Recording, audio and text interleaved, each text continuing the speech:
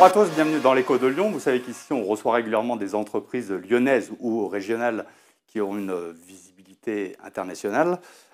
Certaines ont des moments où elles sont encore un peu plus visibles.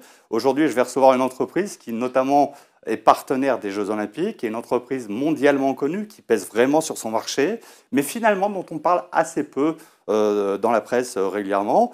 Il s'agit de l'entreprise Gerflor, qui a son siège à Lyon et qui a des entreprises un petit peu partout en France. Et pour évoquer ce sujet-là, je reçois Pierre Liénard, qui est le directeur de l'activité des sols sportifs. Étienne Liénard, bonjour. Bonjour. C'est quoi l'histoire de Gerflor? Ça date de quand? C'est créé par qui? Quel est le parcours? Dites-moi. Alors, Gerflor remonte à deux entreprises historiquement. Il y avait Gerland d'une part, qui est devenu Gerflex, Gerland qui vient bien sûr du quartier de Lyon, Gerland, et qui est devenu Gerflex, et qui finalement a été rebaptisé Gerflor quand l'entreprise s'est concentrée sur les revêtements de sol. Et d'autre part, Taraflex, donc venant de Tarare, évidemment, et Gerflor et Taraflex ont fusionné en 2001 pour donner un groupe que nous avons nommé Gerflor, mais nous avons gardé la marque Taraflex pour les sols sportifs.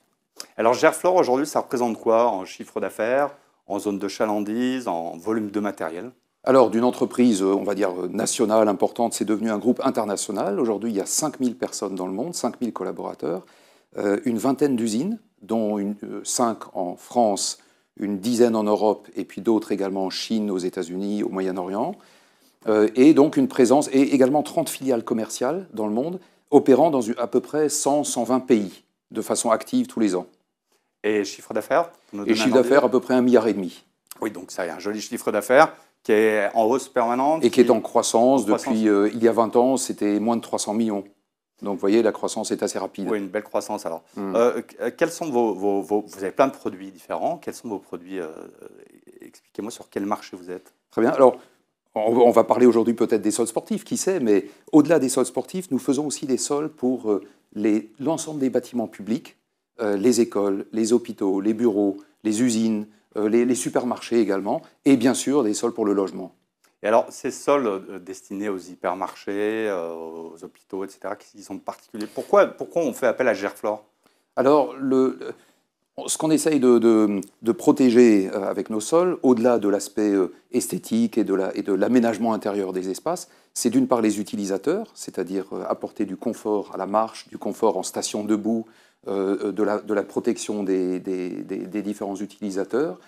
C'est aussi la protection des bâtiments. C'est-à-dire qu'on a besoin de s'assurer que les sols préservent l'intégrité du bâtiment dans le cadre de l'utilisation, par exemple des charges roulantes importantes ou bien des charges statiques. On fait également, au-delà des sols, d'ailleurs on ne l'a pas mentionné, mais on fait aussi des revêtements muraux qui sont à la fois décoratifs mais qui sont aussi destinés à protéger l'environnement du bâtiment. Donc sol, murs et accessoires, toujours dans l'optique d'assurer une fonction à la fois pour les utilisateurs et pour les bâtiments. Et alors, dans tous ces produits que vous proposez, lequel est votre produit phare? Lequel pèse le plus dans votre chiffre d'affaires? C'est assez bien réparti, à vrai dire. C'est-à-dire que les sols, on va dire le logement, les écoles, la santé et le sport sont le top 4 des applications. Et ce sont à chaque fois des sols complètement différents. Vous imaginez bien qu'un sol sportif n'a absolument pas les mêmes fonctions et les mêmes propriétés qu'un sol, par exemple, pour une salle d'opération dans un hôpital. Et alors, vous êtes présent dans quel pays dans le monde? Donc, plus d'une centaine, mais les principaux sont malgré tout encore la France. Nous restons un groupe très présent en France, à la fois sur le plan industriel et sur le plan de l'activité. L'Allemagne est un marché important pour nous, où on produit et où on commercialise. Les États-Unis, et puis ensuite l'Angleterre, la Chine, l'Europe du Sud, l'Australie. On est présent un peu partout. Mais vraiment, les principaux pays, c'est ça. Et alors, vous êtes leader mondial sur quel produit? Alors, on essaye de concentrer nos efforts sur les produits et les marchés dans lesquels on peut avoir une position de leader. En effet, on essaye donc de promouvoir davantage ces marchés-là.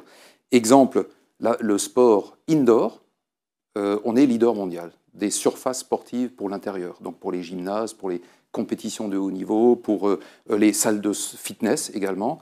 Donc là, on est leader. On est leader européen pour les sols pour les hôpitaux. On est également pour les solutions sols de sol résilients. On est numéro 1 dans le retail et l'industrie, dans le commerce et l'industrie. Alors, j'ai découvert que vous étiez supporter officiel des JO. Alors, je connaissais les termes de partenaire officiel, etc. Ça veut dire quoi, supporter officiel des JO? Donc c'est un des statuts de partenariat de Paris 2024. Et en fait, dans notre cas, il se traduit par le fait qu'on est fournisseur des Jeux. C'est-à-dire qu'on fournit à peu près 30 000 m² de sol sportif pour différents sports, aussi bien pour les Jeux olympiques que paralympiques. Et donc on met en œuvre, on a accompagné Paris 2024 depuis la conception de ces terrains jusqu'à la fin des Jeux, et même jusqu'à au-delà des Jeux, on en parlera peut-être. Donc notre statut de partenaire vient de notre rôle de fournisseur et d'équipementier, en quelque sorte, des Jeux olympiques. Pour vous, c'est une opération financière intéressante ou c'est plutôt une opération de notoriété, ou les deux? Non, alors on engage des ressources. C'est-à-dire que pour nous, on engage des ressources pour la réalisation de ces Jeux. À titre d'exemple, on mobilise plus de 30 techniciens qui vont faire l'installation des terrains, leur maintenance et ensuite la désinstallation pour les installer ailleurs. On a engagé des ressources au niveau de la production, de la R&D pour développer les produits adaptés aux Jeux olympiques. Donc, non, on ne peut pas dire que c'est pas une opération financière, c'est plutôt une opération de visibilité de la marque, de visibilité, de mise en visibilité de nos savoir-faire. Et je dois dire aussi que si on le fait, c'est parce que ça correspond à la demande des fédérations sportives qui sont en contact avec Paris 2024 et des athlètes qui vont évoluer sur nos sols et qui souhaitent évoluer sur des sols Taraflex de Gerflor. Alors, être supporter officiel, c'est un cercle très fermé. Dites-moi si j'ai une bêtise, je crois que vous êtes supporter officiel depuis les années 70, c'est ça? Alors, on fournit les Jeux depuis 1976, vous avez raison, mais on n'a pas le statut de supporter officiel. C'est-à-dire qu'on est ce qu'on appelle sole supplier, on est fournisseur depuis 1976, et c'est la première fois que nous sommes supporters officiels d'une Olympiade. Alors, ça se passe comment? Vous répondez à un appel d'offres à chaque Jeux olympiques? Exactement. Ou c'est un acquis? Non, par exemple, pour les prochains Jeux olympiques, ça se passe comment? Ça n'est pas joué, donc il n'y a pas d'acquis, et tous les 4 ans, c'est remis en jeu. Il y a effectivement un appel d'offres auquel nous avons répondu sur un certain nombre de sports, et donc la décision a été prise par Paris 2024 en collaboration avec les fédérations internationales des sports concernés, donc par exemple le volleyball, le handball, le basket et certains sports paralympiques. Alors, on disait tout à l'heure que vous étiez leader mondial dans certains domaines. Comment vous faites pour rester leader mondial? C'est quoi la différence entre Gerflor et vos concurrents? L'innovation, c'est essentiellement l'innovation et c'est le service. L'innovation, la qualité et le service. Pour rester sur l'exemple des sols sportifs, ce qu'on assure aux athlètes, d'ailleurs de toutes les générations, aussi bien les jeunes sportifs en herbe dans les maternelles jusqu'aux seniors, en passant par les professionnels et les athlètes internationaux, ce qu'on assure, c'est de la protection à la fois immédiate et de la protection long terme, c'est-à-dire une absence de blessures dans le temps. On assure aussi le fait de maximiser leur performance, c'est-à-dire que les athlètes, quand ils évoluent sur nos sols, sont au meilleur d'eux-mêmes. Et enfin, on assure aussi des sols qui sont durables, c'est-à-dire qu'ils sont conçus, non pas pour durer 2 semaines de Jeux olympiques, mais pour durer 25 ans. Vous êtes présent dans une centaine de pays, vous disiez. Vous avez encore des marchés en vue à conquérir, des pays dans lesquels vous n'êtes pas encore allé, mais que vous avez dans votre objectif? Oui, alors, il y a peu de pays dans lesquels on ne soit pas allé, mais il y a beaucoup de pays dans lesquels on peut faire davantage. Par exemple, les États-Unis.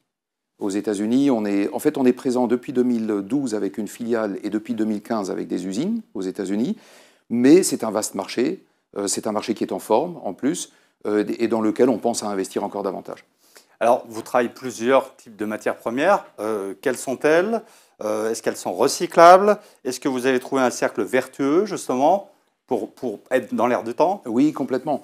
Alors, on propose des sols vinyles, mais aussi des sols en linoléum, ou encore même des sols en bois. On fournit, par exemple, on fabrique et on fournit des parquets sportifs pour la NBA aux États-Unis, qui sont en bois massif, en érable d'Amérique du Nord. Donc on a différents matériaux. Par contre, ce qu'on essaye de faire pour chacun de ces matériaux, et en particulier pour les sols vinyles, c'est d'injecter le plus possible de composants soit bio, soit recyclés, soit minéraux. Et aujourd'hui, les sols qui seront au jeu cet été, les sols sportifs, comprennent 80% de contenu bio, recyclé ou minéral, c'est-à-dire de contenu naturel. Et recyclable, potentiellement? Et 100% recyclable. Et d'ailleurs, vous le mentionnez, tous les terrains des Jeux se feront l'objet de réemploi, puisque après les Jeux, ils seront tous réinstallés dans des gymnases en France de préférence, c'est-à-dire à proximité des Jeux, qui seront gérés soit par des municipalités, soit par des écoles, et de façon définitive. C'est-à-dire que ces terrains, ces 40 terrains à peu près, qui seront installés à Paris, seront tous réinstallés, et la moitié d'entre eux ont déjà une destination finale. Est-ce qu'une entreprise comme la vôtre a été très impactée par les différentes crises qu'on connaît, Covid, guerre en Ukraine, mer Rouge bloquée, inflation? Alors, ce serait trompeur que de dire qu'on n'a pas été impacté. Par exemple, quand un bateau fait le tour de l'Afrique et qu'il met 3 semaines de plus et que donc ça devient beaucoup plus cher de livrer les matières premières ou bien des produits finis, dans un sens ou dans l'autre d'ailleurs, effectivement, ça a un impact. Ça a un impact. Les autres crises aussi. Alors, par exemple, l'Ukraine ou Israël actuellement ne sont pas des marchés auxquels on est fortement exposé, mais bien sûr que ça dérègle les circuits de matière. Ce qu'on essaye de faire, nous, c'est de diversifier suffisamment nos activités, à la fois nos sources d'approvisionnement et puis aussi nos marchés de destination, pour ne pas dépendre d'un événement ponctuel quelque part. Donc vous ne mettez pas tous vos œufs dans le même panier, vous Voilà. êtes plutôt prudent. Vous me parliez de recherche et développement tout à l'heure. Est-ce que vous faites de la recherche et développement pour rester dans le même secteur ou vous envisagez éventuellement de partir sur d'autres domaines? On l'a fait dans le passé déjà, c'est-à-dire qu'on est, je vous donne un exemple, on a été toujours un acteur plutôt des sols indoor. Et puis, il y a une demi-douzaine d'années, on a commencé à se proposer aussi des solutions pour équiper des espaces extérieurs, par exemple des plateaux sportifs ou bien des terrains de basket 3x3 qui se font à l'air libre. Et donc là, on a développé des solutions qui soient complètement différentes. Donc, oui, on explore des territoires adjacents, on développe des nouveaux produits, ou bien dans certains cas, on achète des sociétés qui proposent ce type de produits de façon à en permanence innover et proposer des solutions complémentaires. Et alors, quels sont les projets de Gerflor à moyen terme? Eh bien, c'est de continuer à servir les marchés dans lesquels on opère et surtout de continuer à développer cette feuille de route qu'on a maintenant de se lancer complètement dans l'économie circulaire, c'est-à-dire davantage de contenu recyclé dans nos produits et davantage de recyclage en fin de vie. Eh bien, Pierre Liénard, je vous remercie en tout cas. Je vous invite à aller sur le site de Gerflor, c'est gerflor.fr pour découvrir ces produits donc, qui s'adressent à tous, aux entreprises, aux collectivités, aux particuliers. Si vous voulez rentrer en contact avec l'émission, adressez un mail à dgpr@lionmac.com. Merci.